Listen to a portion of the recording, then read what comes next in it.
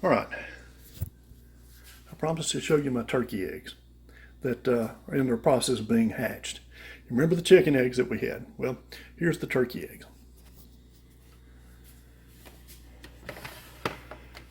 According to what I found out on the internet, you're supposed to keep turkey eggs at 37.5 degrees Celsius.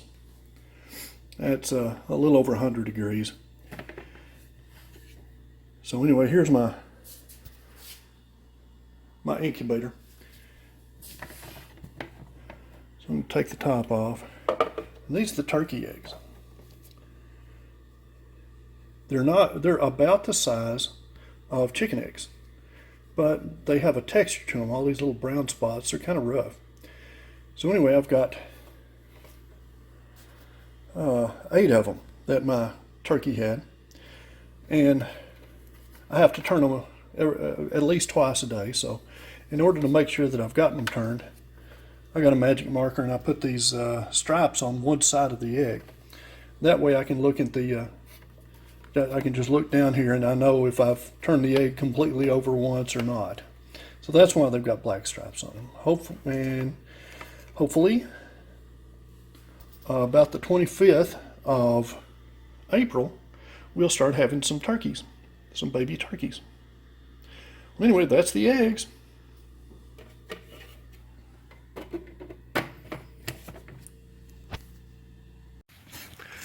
Okay, y'all, today we're in luck. This is Justin. He's a farrier, and that means he shoes horses and takes care of horses and donkeys' feet. So anyway, what he's doing now is he's trimming my donkey Mammy's feet. This is the front foot, and what he does, he cleans it out, and then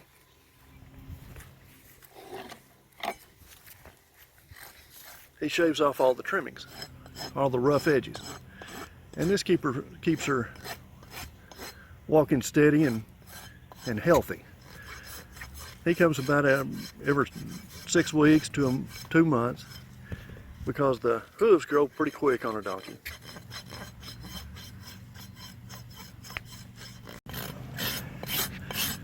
This is what the bottom of a hoof looks like.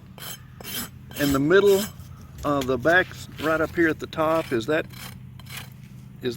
what's called a frog? This right here is a frog. Okay, that's the frog. And then the bone around it? This is the hoof wall. Okay. Or these are the bars. This is the hoof wall. Okay. And why is it important to keep the hooves trimmed and flat? Donkeys are higher up naturally, so you want to keep heel on, leave higher heel, take toe back. They're set up differently than a horse. Okay.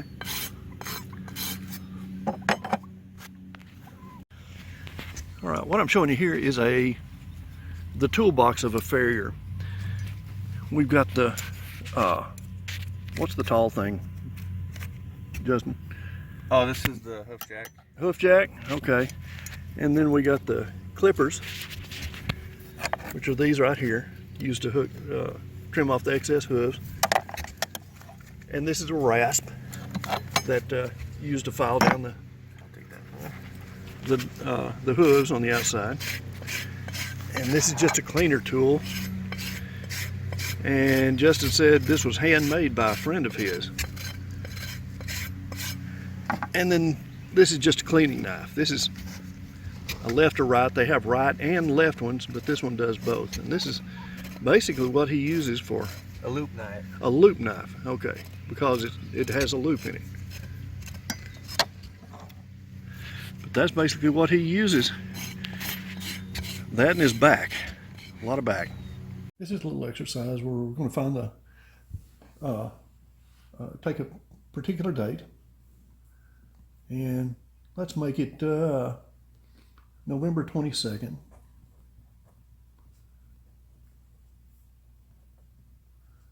1963. All right, so what day of the week was this? First of all, you take the actual date. That's going to be 22.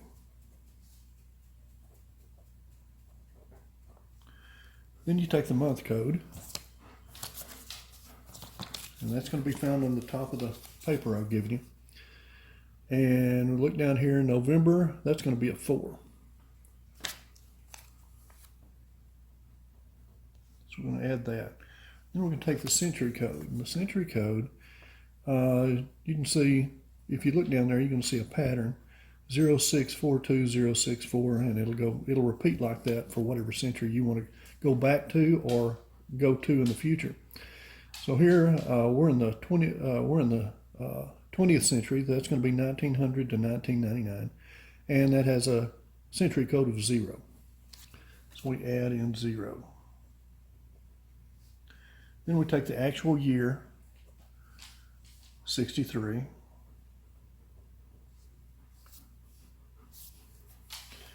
Then we divide the year by 4. So 63 divided by 4 is 15.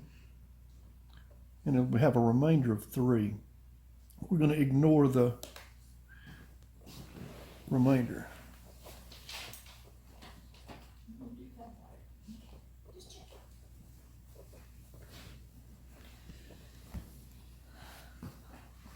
All right, so we take a total of that.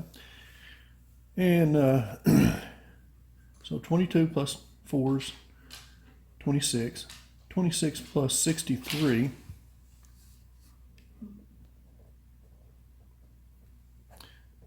9, and this is 8. And plus 15, that's 4. Carry 1, 104. So we have a total of 104. Next, we're going to divide 104 by 7. This is not a leap year, so we don't have to worry about subtracting 1 here, and I'll explain that in just a minute. So we have 104 divided by 7. 7 goes into 10 one time, that with a remainder of 3. So I'm going to put the 3 here. This is short division. 7 goes into 34 6 times. No, excuse me, 4 times. So 4 with a remainder of, see, 34 minus 28. That's going to be a remainder of 6. So we take that number there. We take our day code. We look up there and we see that Friday is a 6.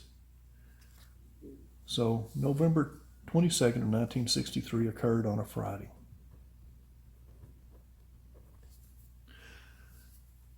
All right, November 22nd of 1963 is historically significant. That was the day that John F. Kennedy was assassinated in Dallas. That's why I picked that day. He was killed on a Friday. Now you can find out what day, any date you want occurred, or what date that day of the day of the week a date occurred, such as what day were you born. You can figure this out by using this simple method. All right, now let's do one more where I've got a leap year. All right, June 1st, 2020. I'm taking this date because this is a leap year. You can tell it's a leap year. 20 divided by 4 is 5. So there's no remainder. So 20 is divisible by 4. And that means it's a leap year. And June 1st is a date that comes after February 29th. So if you have those two conditions met, if it's 2020, if it's a leap year and this is after February 29th, then what you're going to do is you're going to subtract 1 from your total. Now, in this particular example, I'm not going to show you the codes. You can look that up. But the actual date is 1. The month code is 5. The century code is 6. The actual year, 21, or 20. And year divided by 4, that's 5. So when we add all these up, we're going to get 37. And we subtract 1 since it's after leap day or after February 29th and it is a leap year. That leaves us 36. That's the number we're working with. So 36 divided by 7 is 5. 5 times 7 is 35. That leaves a remainder of 1. And so we look at our day code, and you'll find out that 1 is a Sunday. So June 1st of 2020 is in fact going to be a Sunday.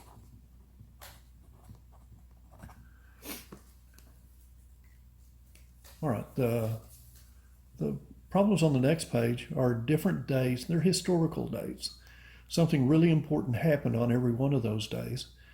Some of them are probably easier to figure out than others, but they all have historical significance, and I'll either give those to you or Mrs. Thompson will, or she may talk to them. I'm talking to her about going in with this particular assignment. But one of the dates there that's going to be November 22nd of 1963. That's the next example on there that you can do or not. That's the day that John F. Kennedy was assassinated in Dallas. That's why I chose that. And to find out what day of the week it was on a Friday. All right, guys, I hope this gives you something to think about, something you can impress your friends with. By the way, there are people who can do this in their head, and all it takes is practice. I cannot do this in my head, but the people that can do it within 5-10 seconds, and they can give you a day of the week. It's not that problematic if you set your mind to it.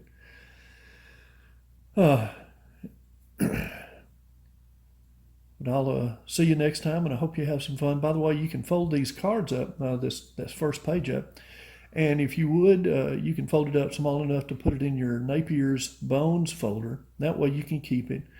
That way you've got a calculator and a date calculator. For whenever you leave here, you'll have something that somebody might be interested in one of these days. Y'all have a good rest of the week. Talk to you later.